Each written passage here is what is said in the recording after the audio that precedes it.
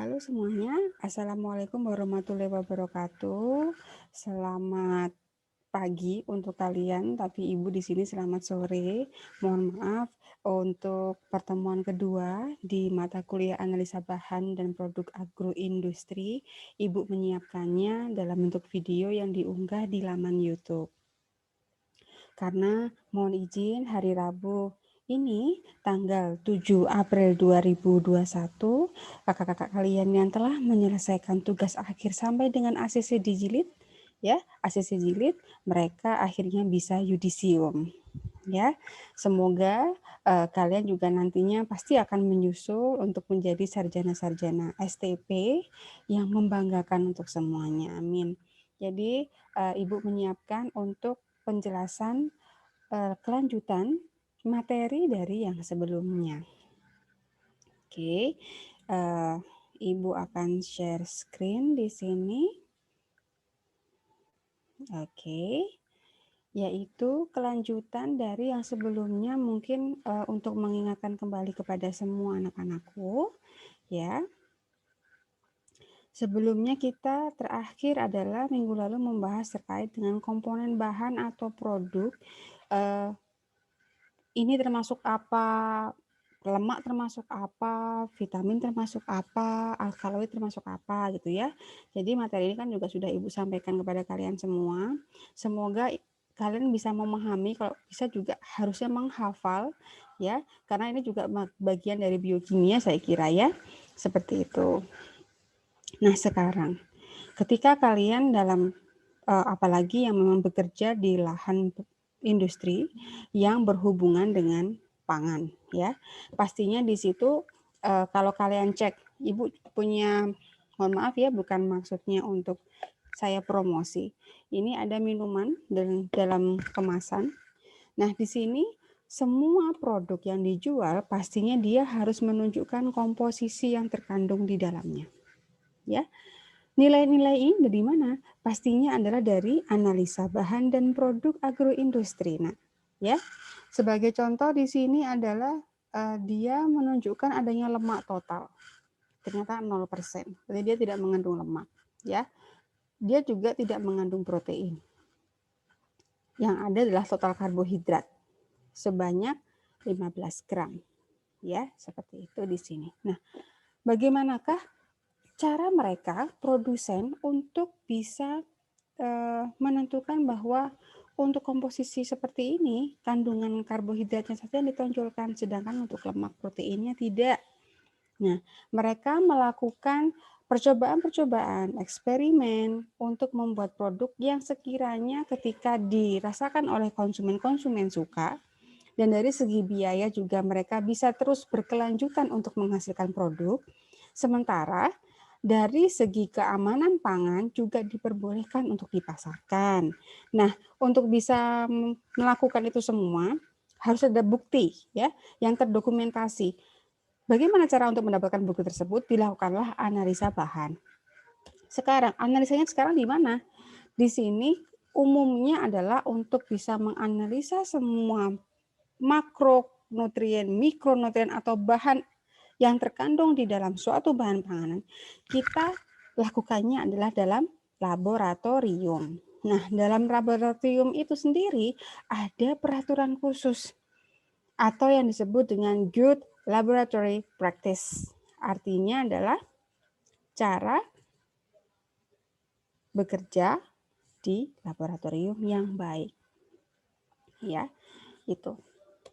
Atau penerapan lah bahasanya ya. Adalah aturan, kalau di sini memang definisinya aturan-aturan, prosedur-prosedur, dan praktek-praktek di laboratorium yang cukup untuk menjamin mutu dan integritas data analitik yang dikeluarkan oleh laboratorium tersebut. Peraturan yang menyangkut GLP dikeluarkan pada bulan Desember tahun 1978. Cukup lama ya, oleh US Food and Drug Administration atau US FDA. Saya kira untuk mahasiswa yang sering membaca jurnal, US FDA ini terkenal sekali untuk memberikan peraturan-peraturan tertentu yang berhubungan dengan best practice atau aturan-aturan dasar atau prosedur-prosedur dasar yang baik untuk kegiatan yang berhubungan dengan laboratorium, pabrik gitu ya, yang berhubungan dengan makanan. Karena food ya, food and drug. Kalau di Indonesia kita mengenalnya adalah BPOM, Badan Pengawas Obat dan Makanan. Food and drug sama. Semuanya sama-sama masuk atau masuk ke tubuh ya, dari bentuk asupan lah bahasanya. Nah, di sini prinsip GLP dalam US FDA meliputi hal sebagai berikut. Di sini mencakup ada organisasi dan personalia, yang mencakup juga ada personal, manajemen fasilitas pengujian, dan unit jaminan mutu. Juga tersedia fasilitas baik itu umum. Sebagai contoh juga ada fasilitas pemeliharaan hewan percobaan jika memang itu dibutuhkan hewan uji untuk menentukan apakah obat ini benar-benar bisa mengobati salah satu jenis penyakit yang ada pada dalam tubuh gitu ya. Fasilitas suplai hewan, fasilitas untuk menangani bahan-bahan penguji dan pengontrol, ada laboratoriumnya, fasilitas penyimpanan spesimen, dan dalam fasilitas administratif maupun personal data ya, data fasilitas gitu ya. Kemudian yang ketiga juga meliputi adanya peralatan, baik desainnya, perawatan hingga ada kegiatan kalibrasi ya. Tahu ya istilah kalibrasi yaitu upaya bahwa peralatan yang kita gunakan itu benar-benar sesuai baik itu cara hasil pengukurannya maupun dari bahan-bahannya tidak ada kecacatan sedikit pun untuk menghasilkan hasil pengukuran. Jangan sampai timbangan yang seharusnya menimbang hasilnya 1 kilo, nggak sampai 1 kilo. Nah, itu perlu dilakukan kalibrasi untuk mengupayakan agar tetap dalam kondisi terstandar untuk alatnya, agar hasilnya dapat dipercaya itu ya, credible. Yang keempat, pengoperasian fasilitas pengujian. Ya, ada prosesnya. Prosedur pengoperasian yang baku atau yang standar, ada larutan-larutan dan reaksi yang standar juga, serta pemeliharaan hewan percobaan. Pengoperasiannya jelas. Yang kelima, bahan-bahan penguji dan pengontrol, ada karakterisasi bahan penguji dan pengontrol dan penanganannya. Yang keenam, ada manual pengoperasian laboratorium. Ya, terdokumentasi, bentuknya kertas, bentuknya hitam di atas putih. Ada manual yang bisa digunakan oleh semua kalangan yang memang tugas pokok fungsinya di situ. Dan yang ketujuh, ada pencatatan data dan pelaporan. Pasti nak, jangan sampai nanti kita menggunakan peralatan tapi tidak dilakukan pendataan. Sebagai contoh, ketika kita menggunakan peralatan di laboratorium, kewajiban pengguna adalah menulis di logbook peralatan tersebut kapan peralatan itu dipakai, jam berapa, untuk menganalisa apa, untuk memperlakukan sampel seperti apa, hasilnya berapa, dan siapa yang melakukan. Itu penting. Mengapa? Itu juga sebagai salah satu bentuk penanganan jika misalkan barang ini tiba-tiba alat ini tiba-tiba tidak bisa digunakan, tidak bisa dipakai di kemudian hari. Ternyata kita cek dulu, ini terakhir yang pakai siapa? Oh, yang pakai ini adalah si fulan gitu misalkan ya. Loh, seharusnya nggak masalah ini. Seharusnya dilihat, oh ini cuma 5 miligram kok. Loh, tapi kenapa kok alatnya bisa rusak ya? Kita lihat, sampelnya apa sih? Loh, ternyata timbangan misalkan. Timbangan itu biasanya digunakan untuk menimbang benda kering, ya, barang kering, tapi ternyata yang dia timbang adalah bentuk cairan. Mungkin lupa tidak dikeringkan atau bagaimana ada prosedur yang miss di situ. Sehingga untuk cross check-nya tidak saling menuduh atau mengupayakan yang solusi yang terbaik bagaimana? Ada traceability di situ. Kita bisa trace, kita bisa mundur ke belakang. Kiranya masalah ini bisa terselesaikan dengan baik gitu ya. Jadi memang ada GLP-nya, ada prosedurnya dalam pengerjaan lab. Sederhana, Nak, tapi memang harus telaten, ya. Harus telaten. Setiap kali ada, makanya seharusnya semua penelitian mahasiswa pastinya ya, yang nantinya untuk tugas akhir pasti melakukan penelitian, gunakanlah logbook. Bagaimana bentuk logbooknya? Tidak ada standar sebenarnya, tapi bisa memberikan data yang sangat jelas untuk Anda sendiri maupun untuk pembimbing Anda atau untuk orang-orang di sekeliling Anda bahwa Anda benar-benar telah melakukan hal. Kalaupun misalkan ternyata nanti hasilnya misalkan kok tidak sesuai dengan apa yang saya baca di jurnal ya Bu ya, kita bisa lihat di logbook apa saja yang telah kita lakukan. Saya sebelumnya di tanggal sekian melakukan penelitian dengan mencampur ini dan ini. Ditunjukkan ke pembimbing. Sudah saya lakukan semua sesuai saran Bapak dan Ibu, tapi kok hasilnya begini ya? Dilihat lagi di logbook. Oh, ternyata ada kesalahan prosentase. Harusnya bukan sekian persen dikalikan sekian. Nah, itu bisa menjadi solusi kalian, Nak. Ya. Jadi pembimbing di sini juga sekaligus saya sharing ya. Pembimbing di sini bukan hanya berarti hanya yang kalian cuman yang penting judul, kemudian kalian semua kerjakan sendiri seakan-akan kalian sendirian, tidak sebenarnya. Kita pembimbing pastinya akan membimbing kalian. Seandainya memang kalian juga tidak menghilang itu ya, penyakit umum memang ya. Oke. Faktor-faktor yang mempengaruhi data analitik laboratorium ya. Di sini ada bahan kimia yang memang pastinya akan masuk ke dalam laboratorium. Itu sudah bahan yang sangat dibutuhkan pada saat kita melakukan uji analisa ya. Kemudian juga ada lingkungan yang pastinya juga akan mempengaruhi hasil. Ups, maaf. Ups. Oke. Kenapa sih ini? Oke. Jadi dari laboratorium itu sendiri, di laboratorium itu apa saja sih yang bisa menyebabkan atau yang mempengaruhi suatu data itu nilainya benar atau tidak? Ya. Kalau di dalam laboratorium itu mungkin dari cara penarikan sampel itu juga akan mempengaruhi hasil data. Yang kedua, persiapan sampel. Ya, apa yang diinginkan untuk di awal startingnya, mau bentuknya benar-benar kering dengan kadar air sekian persen, atau memang tidak dipengaruhi oleh kadar air, yang penting segar. Padahal kalau kita benar-benar dari akademis, apalagi dari TIP, kata-kata segar itu harus dipertanyakan. Kira-kira segar dalam artian memang dari pasca panen yang dibutuhkan kadar airnya berapa persen? Ya, karena dalam keadaan segar pun, segar itu dalam artian posisi dia habis dipanen atau dalam masa penyimpanan setelah beberapa hari dipanen.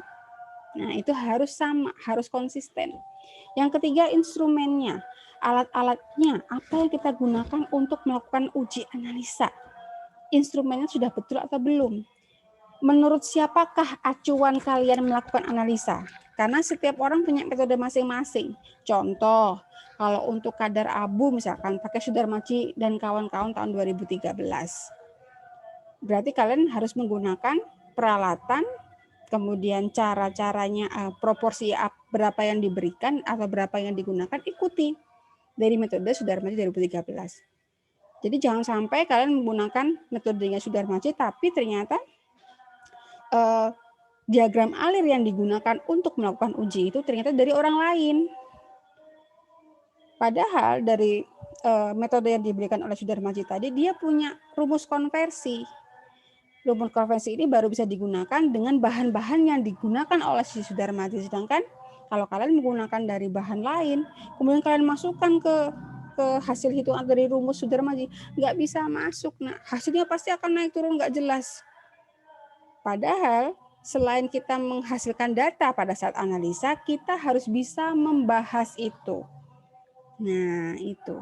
Kadang-kadang memang hasilnya kok begini ya, karena bahan kimia yang saya gunakan adalah ini, sifatnya seperti ini. Dia menyerap hidrogen atau dia mudah teroksidasi sehingga mempengaruhi hasil data. Nah, itu harus diperhitungkan, Nak. Kalian harus tahu sifat masing-masing bahan kimia yang digunakan untuk mendapatkan data yang kalian inginkan untuk menentukan profil dari atau menentukan ada apa sih di makanan yang mau saya makan, yang mau saya minum itu ada apa saja sih, aman nggak sih saya makan atau saya minum. Nah itu ya. Kemudian yang penting juga ada analis atau orang yang melakukan uji analisa. Ya, itu analis. Analis ini hendaknya sudah mengetahui prosedur kerja dari semua alat yang akan digunakan. Bu, apakah saya yang belum punya pengalaman bisa dikatakan analis? Tidak bisa. Tapi kalau mau belajar bisa. Sebenarnya analis ini harus punya sertifikat atau dapat dikatakan dia berkompeten. Karena berdasarkan pengalaman, kalau ada orang yang tidak punya pengalaman tiba-tiba dilepas di laboratorium itu pasti ada yang pecah. Nah, untung masih pecah, belum membakar lab gitu ya. Makanya kadang-kadang saya bilang, jangan membakar lab ya gitu. Itu bukan hal bercandaan. Karena suatu alat itu pasti dia akan diberi tertera dia ini untuk bisa hidup harus sekian volt. Jadi jangan yang namanya alat tuh langsung ditancapkan ke sebuah di sebuah saklar itu. Harus dihubungkan dengan adaptor untuk mengkonversi agar tegangannya tidak langsung tinggi masuk saklar. Kalau orang nggak tahu maksudnya, alah yang penting ini kan colokan, masuk colokan saklar selesai yang penting nyala. No. Kalau tidak tahu manual prosedur kerjanya, khawatirnya mudah bakar lab. Kalau selamat nggak apa-apa, nggak selamatnya itu loh nak yang kasihan ya. Kemudian kalibrasi ini penting, yaitu suatu proses yang tadi Ibu jelaskan bagaimana supaya peralatan pengukuran kita pastinya benar-benar menunjukkan data yang pasti, sesuai, tepat gitu ya. Kondisi analisis. Apakah kondisi analisis di sekitarnya, di lingkungannya benar-benar mendukung? Misalkan seharusnya pada saat pengukuran ini atau analisa ini menggunakan suhu ruangnya 25 derajat Celcius misalkan begitu. Ternyata pada saat itu sangat terjadi musim panas yang luar biasa, suhu ruang sampai 37 derajat Celcius, hampir menyamai suhunya manusia. Itu kemungkinan juga bisa mempengaruhi data. Dan yang terakhir adalah komputasi data. Bagaimana data yang kita hasilkan, kita hitung, apakah sudah benar? Nah, kalau dalam bahasa kalian, apakah sudah betul rancopnya? Itu ya, rancangan percobaannya. Apakah dia sudah termasuk lebih besar dari F hitung, F tabel, dan sebagainya. Kalau untuk kalibrasi ini pastinya ada standar kalibrasi ya, nak ya. Kalau di Indonesia ada badan-badan tertentu yang memang memiliki standar kalibrasi, sehingga kalau mau kalibrasi harus ada sertifikat kalibrasinya, nak. Nggak asal orang, oh gini, ini rusak nih, oke saya putar sendiri. Tidak. Ada badan khusus tertentu yang memang mereka dipercaya, mereka punya lisensi untuk menjadi bagian yang bisa menstandarkan peralatan atau bisa melakukan kalibrasi pada suatu alat. Ya. Nah, sekarang bagaimana dengan dasar pengambilan sampel? Pertanyaannya, Bu, saya itu punya sampel nih ya. Sampelnya itu ada satu gudang gitu. Sedangkan saya diminta untuk ngecek sampel yang ada di gudang itu, bagaimanakah kualitas proteinnya, misalkan begitu. Apakah semua isi satu gudang saya ambil semua? Tidak. Bagaimanakah? Nah, ini ada dasar pengambilan sampelnya. Faktor-faktor dalam sampling. Yang pertama, pengambilan sampel harus representatif, ya. Artinya harus mewakili keseluruhan bahan dan mewakili populasi bahan yang akan dianalisis. Yang kedua, jumlah sampel yang harus diambil harus memenuhi persyaratan minimal 5-20% dari total. Ya, 5-20%. Tidak boleh kurang, kalau mau lebih rugi. Ya, semakin homogen suatu bahan, maka presentase jumlah sampel yang diambil semakin kecil. Homogen itu berarti sama, berarti bentuknya seperti cairan gitu ya. Kalau bentuknya dia sangat homogen, tercampur dengan baik, ya, maka prosentasenya kecil aja. Tapi kalau ternyata dari ujung ke ujung kemungkinan ada perbedaan nyata, itu ada pengendapan atau bagaimana susah diaduk. Nah, prosentasenya diharapkan bisa mendekati 20%. Catatan, warning, peringatan. Saat pengambilan sampel perlu diperhatikan perubahan sampel karena pastinya ada perubahan kimiawi di situ. Cek dulu, misalnya karena proses oksidasi. Misalnya bagian atas permukaan tuh dia berubah warna karena dia berinteraksi dengan oksigen. Nah, itu cek dulu yang diambil yang mana. Apakah yang permukaan ini saja? Kalau hanya permukaan ini saja pasti interpretasinya bahwa semua produk tersebut adalah barang atau bahan yang mudah teroksidasi. Padahal kan belum tentu, itu mungkin hanya terjadi di permukaannya saja, sedangkan yang bagian dasar mungkin belum tentu langsung teroksidasi. Butuh waktu untuk bisa mendapatkan atau melarutkan oksigen. Ya, Yang kedua, ada perubahan biokimiawi atau enzimatis. Nah, ini juga harus dilihat. Kita lihat dulu apakah bahan atau produk yang akan kita uji analisa ini dalam saat kita menunggu proses analisa dia berubah warna. Itu juga menjadi suatu bahan untuk diary kalian, kayak misalkan buku catatan kalian. Ternyata selama saya menyimpan bahan ini didiamkan di suhu ruang saja, dia mengalami perubahan warna di bagian permukaan. Nah, itu mungkin bisa jadi karena perubahan kimia maupun biokimia. Ya. Yang ketiga, perubahan akibat kontaminasi mikroorganisme, contohnya seperti fermentasi misalkan, atau perubahan fisik atau perubahan mekanis, ya, yang awalnya tidak apa-apa tapi lama kelamaan dia seperti ada luka di kulitnya atau seperti apa. Nah, itu harus diperhatikan. Bagian inikah yang mau diambil sebagai sampel? Nah, itu terus siapa yang memutuskan ini? Yang memutuskan adalah dari pihak peneliti. Tapi setidaknya catatan tadi adalah harus mewakili 5-20% dari total keseluruhan sampel.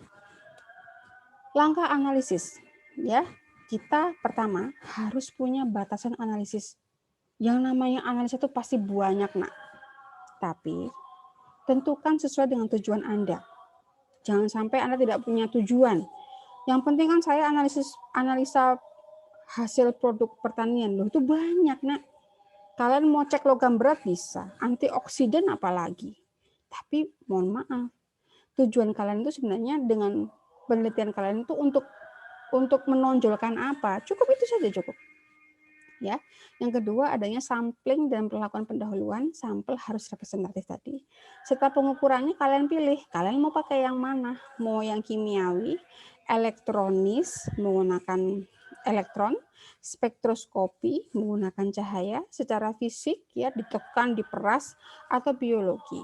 Yang kalian cek adalah pergerakan atau aktivitas mikroorganisme. Begitu. Nah, di sini ada kuis untuk kalian. Tolong dikerjakan. Setelah kalian membaca di sini, ya, dari 1, 2, 3 ini sebenarnya adalah sudah ada di materi sebelumnya. Tapi saya beri tantangannya begini.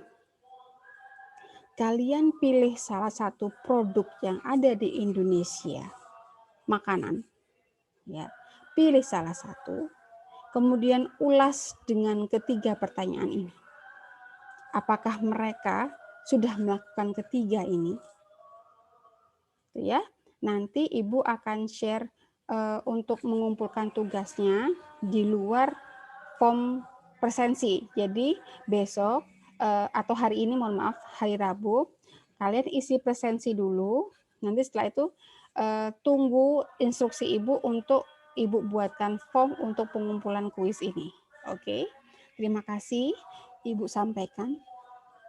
Mohon maaf sekali lagi jika Ibu mungkin sedikit menyusahkan kalian. Dan Ibu juga hari ini selain yudisium, Ibu juga ujian. Mohon doanya semoga Ibu lancar. Amin. Terima kasih. Ibu akhiri. Ya. Ibu akhiri untuk stop share-nya. Semoga ilmu bermanfaat. Terima kasih. Mohon maaf. Wassalamualaikum warahmatullahi wabarakatuh.